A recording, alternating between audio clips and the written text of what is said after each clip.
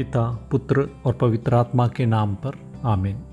उत्पत्ति ग्रंथ के पहले अध्याय के 27वें वाक्य में हम पढ़ते हैं, ईश्वर ने मनुष्य को अपना प्रतिरूप बनाया, उसने उसे ईश्वर का प्रतिरूप बनाया, उसने नर और नारी के रूप में उनकी सृष्टि की।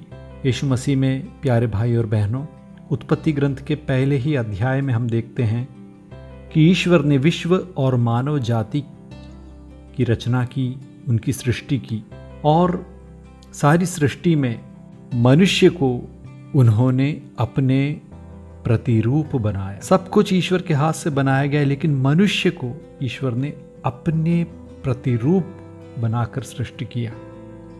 इसका अर्थ ये है कि मनुष्य जीव जंतुओं की तरह नहीं, जानवरों की तरह नहीं, उसमें एक आत्मा भी है। मनुष्य शरीर और आत्मा का मिलन एक इंसान है। शरीर और आत्मा को इंसान के दो अलग अलग हिस्से की तरह नहीं समझना चाहिए। शरीर और आत्मा का मिलन एक ही इंसान को बनाता है। और आत्मा होने का अर्थ क्या है?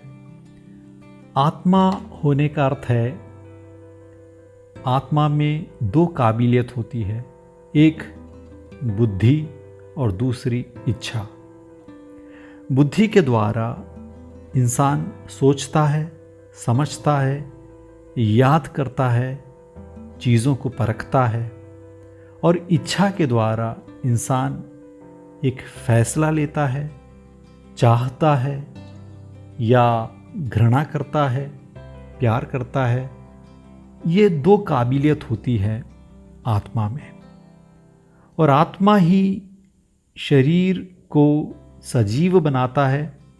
बिना आत्मा के शरीर रह नहीं सकता, इसलिए इसे ही हम मृत्यु कहते हैं। आत्मा और शरीर जब बिछड़ते हैं एक दूसरे से, तब शरीर मृत हो जाता है। और बिना आत्मा के शरीर यदि निर्जीव है, तो बिना शरीर के आत्मा भी निरर्थक है, क्योंकि आत्मा शरीर के द्वारा ही क्या सोचती है, क्या समझती है और क्या चाहती है, वो शरीर के द्वारा ही व्यक्त कर पाती है। इसलिए शरीर और आत्मा एक दूसरे के पूरक हैं। एक ही सिक्के के दो हिस्से की तरह उसे हमें समझने चाहिए। और यहाँ पर हम ये भी देखते हैं कि ईश्वर ने नर और नारी के रूप में मनुष्य की सृष्टि की।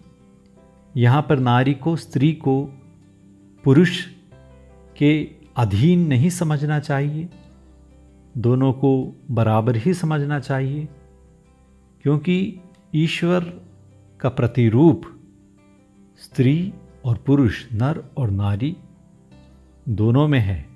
पुरुष और स्त्री, नर और नारी दोनों ही ईश्वर का प्रतिरूप हैं। इस बात को जहन में रखते हुए हमें अपने महत्व को समझना है और एक दूसरे के महत्व को भी समझना है। दूसरों के प्रति एक आदर पूर्वक रवैया हमारे दिल में होना चाहिए। स्त्री के महत्व को समझना है, पुरुष के भी महत्व को समझना है, और इस प्रकार दूसरों के महत्व को समझते हुए हम ईश्वर को ही महिमा दे रहे हैं। आमीन।